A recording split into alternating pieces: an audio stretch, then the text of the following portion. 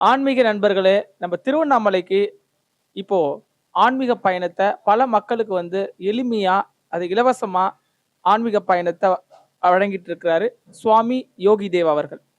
அவருடைய நண்பரா பல ஆண்டுகள் அவருடன் சேர்ந்து பல ஆன்மீக தலங்களுக்கு அவருடன் சேர்ந்து பல பயணங்கள மேற்கொண்டு, அவர்கிட்ட கிடைச்ச ஒரு சில ஆச்சரியமான விஷயங்கள நம்ம கூட பகிர்ந்துக்கிறதுக்காக இருக்காரு. வணக்கம் சார். உங்க பேர் சொல்லுங்க. நீங்க எந்த ஊர்ல இருந்து வரீங்க?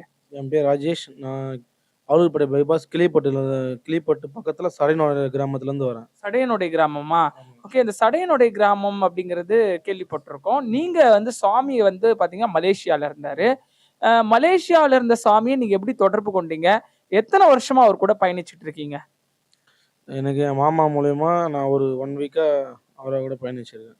1 வாரமா இருக்கீங்க. ம். இந்த 1 வாரத்துல அவர் கூட சேர்ந்து எந்தெந்த ஐ மீன் எந்தெந்த ஆன்மீக தலங்களுக்கு போயிட்டு வரீங்க? ஜஸ்ட் நான் என்னன்னா, இப்ப நான் இருக்கிறதே திருவண்ணாமலை தான் இருக்கேன். ம். திருவண்ணாமலை இருந்தும் மலை கிரிவலம் எல்லாமே போயிருக்கேன். ப்ளஸ் இந்த லிங்கம்லாம் எனக்கு என்னென்ன பலன் தரும் அப்படின்றது எனக்கு தெரியாது. இப்ப சாமியா கூட போயிட்டு இந்த லிங்கத்த வழிபட்டா இந்த நோய் தீரும். இந்த லிங்கத்த வழிபட்டா செல்வம் கிடைக்கும். இந்த லிங்கத்த வழிபட்டா கஷ்டங்கள் தீரும். இந்த லிங்கத்த வழிபட்டா என்னென்ன கிடைக்கும்னு நமக்கு அவர் சொல்லியிருக்கிறார். சொல்லியிருக்காரு. இப்ப கிரிவலம் போயிருக்கீங்கல்ல சாமி கூட. ஆமா. அங்க நீங்க தனியா போயிருப்பீங்க. ஏன்னா பக்கத்து ஊருன்றதால தனியா திருவண்ணாமலைக்கு கிரிவலம் போயிருப்பீங்க. சாமி கூட சேர்ந்து போகும்போது என்ன அந்த ஒரு அற்புதத்த உணர்ந்தீங்க? இப்ப நான் கிரிவலம் சொன்னோன பார்த்தோன்னா, நான் வெறும் கற்பூரம், இந்த வத்தி மட்டும் ஏத்திட்டு அப்படி போவேன்.